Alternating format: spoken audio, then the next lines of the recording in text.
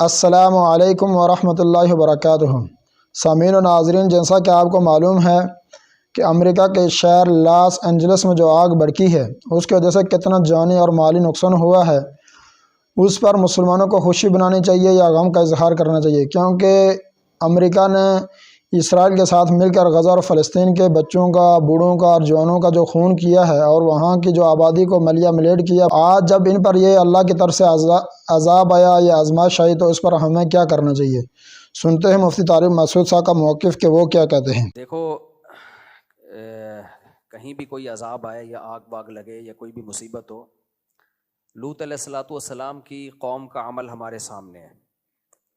وہ گناہوں میں مبتلا تھی، جب ان پر عذاب کے لیے اللہ نے فرشتے بھیجے تو فرشتوں نے پہلے ابراہیم علیہ السلام کو آ کے خبر دی، ارسلنا الی قوم لوط، ہم قوم لوط کے پاس آئے ہیں اور ان کو تباہ کرنے کے لیے آئے ہیں۔ تو ابراہیم علیہ السلام نے اس پہ خوشی نہیں منائی تھی۔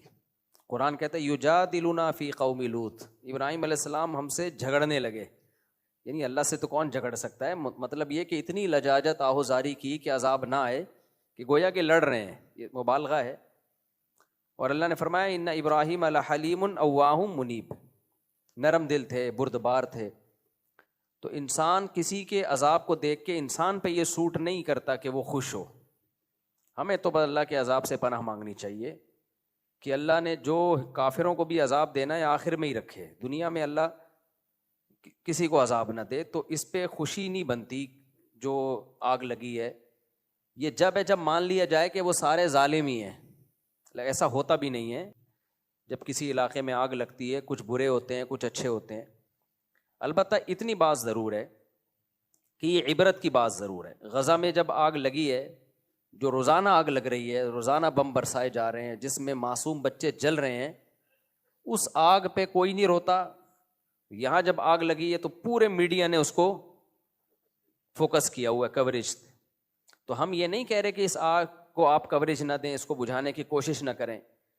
یہ جیسے انسان ہے تو غزہ میں رہنے والے بچے، عورتیں، وہ بھی تو انسان ہیں، ان کے بارے میں خاموشی اختیار کر لینا، بلکہ اور اسرائیل کو اپریشیٹ کرنا، پروموٹ کرنا، اس کی مدد کرنا، تو پھر انتقام کی اللہ کی آگ بھی جوش میں آتی ہے۔ اور اللہ بتاتا ہے کہ تم جو کر سکتے ہو تم کرو، میں جو کر سکتا ہوں وہ میں کروں گا۔ وَمَكَرُوا وَمَكَرَ اللَّهُ وَاللَّهُ خَيْرُ الْمَاكِرِينَ۔ اللہ کہتے ہیں یہ میرے خلاف تدبیریں کرتے ہیں تو میں بھی تدبیر کرنے والا ہوں، اور میری تدبیر ان سے زیادہ پاورفل ہوتی ہے۔ تو ہم اس آگ پہ ہرگز خوش نہیں ہیں، اللہ اس آگ کو جلدی بجھا دے۔ بہت سے بے گناہ لوگ بھی ہوں گے اور بہت سے ظالم بھی ہوں گے، جیسے انہوں نے کہا کچھ ظالم صحافی جو ہے وہ اسرائیل کے اس عمل کو اپریشیٹ کرتے ہیں جو وہ غزہ میں جو کچھ کر رہا ہے، تو ان صحافیوں کے گھر بھی جلے ہیں۔ نہ جلتے اچھا تھا، ویسے ہی اللہ ان کو ہدایت دے دیتا۔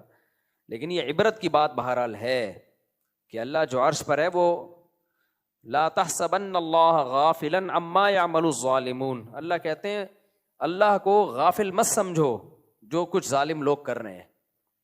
تو اس لیے دنیا کو دونوں آگوں کے خلاف آواز اٹھانی چاہیے، دونوں آگوں کو بجھانے کی کوشش کرنی چاہیے۔ لاس اینجلس میں جو آگ لگی ہے اس کو بھی بجھانے کی کوشش کریں، لیکن میرے بھائی جو غزہ میں آگ لگی ہوئی ہے نا، اس کو بھی بجھانے کی کوشش کرو، اور اس سے عبرت حاصل کرو کہ ایک آگ اللہ انسان لگاتا ہے اور کچھ آگیں اللہ بھی لگا لیتا ہے۔ ہم تو حیران ہو رہے ہیں، امریکہ جیسے ملک میں آگ لگ کیسے گئی؟ یورپ، امریکہ، کینیڈا، جاپان، ان ملکوں میں گیا ہوں، آگ سے بچنے کے لیے انہوں نے اتنی تدبیریں اختیار کی ہوئی ہوتی ہیں کہ آپ کی سوچ ہے۔ ہر بلڈنگ میں فوارے لگے ہوئے ہوتے ہیں، آٹومیٹیکلی آگ لگے گی تو یہ خود بخود یہ آن ہو جائیں گے۔ اور سڑکوں کے کنارے، جو سڑکوں میں جو ہے نا ایسی جال بچھایا ہوا ہوتا ہے گیسز کا، کہ جیسے ہی یا پانی کی لائنیں الگ سے ہوتی ہیں کہ آگ لگی تو یہ خود بخود کھل جائیں گی۔ اتنا ان کا آگ بجھانے کے جو ان کے جو سروسز ہیں وہ اتنی ایکٹیو ہیں کہ آپ سوچ بھی نہیں سکتے، اس کے باوجود لگ جاتی ہے۔ وجہ اس کی ہے بھائی اللہ سے کوئی لڑ نہیں سکتا، اللہ سے کوئی لڑ نہیں سکتا، حادثات بہرحال ہوتے ہیں۔ تو ہمیں ڈرنا چاہیے کہ جو اللہ ہے نا عرش پر وہ غافل نہیں ہے۔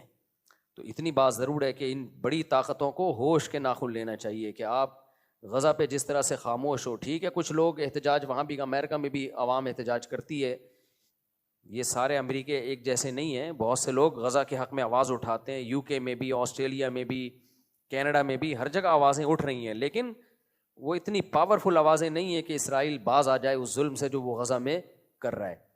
تو اس لیے یہ عبرت کا سامان ہے. تو عبرت والوں کو اس سے، اور پھر جو آگ میں جلتے ہیں تو ان کو احساس بھی ہوگا کہ آگ ہوتی کیا چیز ہے. جب تک انسان اس مصیبت میں خود نہیں مبتلا ہوتا نا، دوسرے کے غم کا احساس نہیں ہوتا. جو اللہ نے ہمیں رمضان میں روزے رکھنے کا حکم دیا، اس میں بہت ساری حکمتوں میں ایک حکمت یہ بھی ہے کہ بھوکا رہ کے غریبوں کا احساس ہوتا ہے کہ بھوک کیا چیز ہوتی ہے.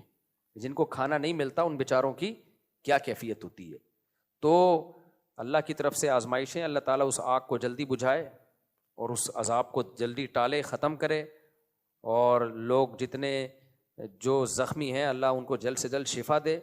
لیکن اللہ اس سے ان ظالموں کو سیکھنے کا موقع بھی دے، عبرت کا موقع دے کہ جنہوں نے غزہ میں آگ لگائی ہوئی ہے، یا آگ لگائی تو نہیں ہے لیکن اس آگ کو وہ پروموٹ کر رہے ہیں، اپریشیٹ کر رہے ہیں، ظالموں کو کی حوصلہ افزائی کر رہے ہیں، یا اس آگ لگانے میں ان کے شریک بن رہے ہیں.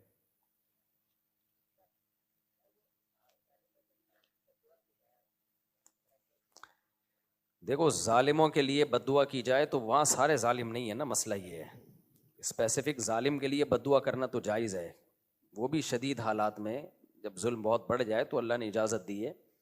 لیکن پھر سے وہ صرف ظالم کی حد تک محدود رکھی جائے نا. میں گیا ہوں لاس اینجلس، سارے ظالم نہیں ہیں وہاں، بہت سے نیک لوگ بھی رہتے ہیں، بہت سے امریکی بھی ایسے ہیں جو اسرائیل کو سپورٹ نہیں کرتے. وہ غزہ کے حق میں، وہ غزہ پہ جو ظلم ہو رہا ہے اس کے خلاف ہیں. لیکن جب اس طرح کے اجتماعی عذاب آتے ہیں وہ تو سبھی لپیٹ میں آتے ہیں پھر اس کی. آج کل بہت سی امریکیوں کو مسلمان بنانا دنیا کا سب سے آسان کام ہے. باہر ملکوں میں ایک چیز کا ہمیں اندازہ ہوا کہ وہاں سب سے آسان کام غیر مسلم کو مسلمان بنانا ہے. تو وجہ اس کی ہے کہ وہ خالی کاغذ کی طرح ہیں، ان کی خاندانی روایات تو ختم ہو گئی نا. انڈیا میں جب ہندو مسلمان بنتا ہے نا تو اس کی پرمپرا اور پیچھے پورا خاندان اور وہ دھمکیاں اور قتل. گوروں کے یہاں تو یہ سیٹ اپ ہی نہیں ہے، چچا ماموں والا. صحیح ہے نا. اس کی انڈیویجول لائف ہے، وہ لائف کو انجوائے کر رہا ہے. اس کو تمیز سے بات سمجھاؤ وہ سمجھ جائے گا، وہ مان جائے گا وہ. لیکن وہاں کوئی تمیز سے یہ کام کر نہیں رہا، کر رہے ہیں لیکن بہت محدود پیمانے پر کام ہو رہا ہے. ورنہ کوئی صحیح طریقے سے کام کرے نا. اچھا بہت سے تنظیمیں ہیں جو کام کر رہی ہیں، جو ہم نے اتنے ہزاروں مسلمان کر دیے، ٹھیک ہے ان کو اپریشیٹ کرنا چاہیے ان تنظیموں کو. لیکن وہ جو انہوں نے مسلمان کیے ہوتے ہیں نا، وہ ان کی اتنی ایفرٹ نہیں ہوتی، وہ خود ہی مسلمان ہونے کے لیے تیار ہوئے بیٹھے ہیں لوگ. میں ملاوی گیا تو ایک بندہ لانچ میں نہیں، جس کی میں نے ولاگ بھی بنایا، ایک افریقی آیا، کرسچن تھا. وہ کہتا ہے ہماری داڑیاں ٹوپیاں دیکھیں، کچھ مستورات بھی تھیں ہمارے ساتھ، تو وہ ان کا پردہ وردہ بھی، نماز سب دیکھا اس نے، تو ان کی عورتوں کو تو پردہ ہی نہیں ہوتا. تو یہ چیز ویسی اٹریکٹ کرتی ہے یار، کہ ان کی خواتین ہیں کیسی با پردہ، بچیوں نے بھی اسکارف پہنے ہوئے ہیں، بچوں کے بھی پورے ڈریس ہیں. یہ چیز خود انسان کو، ہر خاندانی آدمی چاہتا ہے یار کوئی تمیز کی زندگی ہو. تو وہ آیا اور کہنے لگی یہاں سے یورپ جاتے ہیں لوگ، لڑکے سوچتے ہیں ابے یار اس ٹرک میں جا رہے ہوتے ہیں. تو یہ سب 2-4 دن کے مزے ہیں، اس کے بعد یہ نیچرل لائف نہیں ہے. انسان کو پردے والی عورت ہی اچھی لگتی ہے، اپنی بیوی بیٹی ماں کو سب لوگ، مرد پردے میں ہی اچھی لگتی ہے اس کو، وہ کہ یار پردے میں ہی رہے، بیوی بھی پردے میں ہی اچھی لگتی ہے. سامعین و ناظرین، مفتی طارق مسعود صاحب کا یہ بیان آپ کو کیسا لگا؟ کمنٹ میں اپنی رائے کا اظہار ضرور کرنا. ویڈیو اگر آپ کو اچھی لگے تو ویڈیو کو لائک، کمنٹ اور شیئر کیجیے، اور ہمارے یوٹیوب چینل حافظ خرم کو ضرور سبسکرائب کیجیے تاکہ اسی طرح کا اور آنے والی ویڈیو اب تک پہنچ سکیں. جزاک اللہ خیرہ.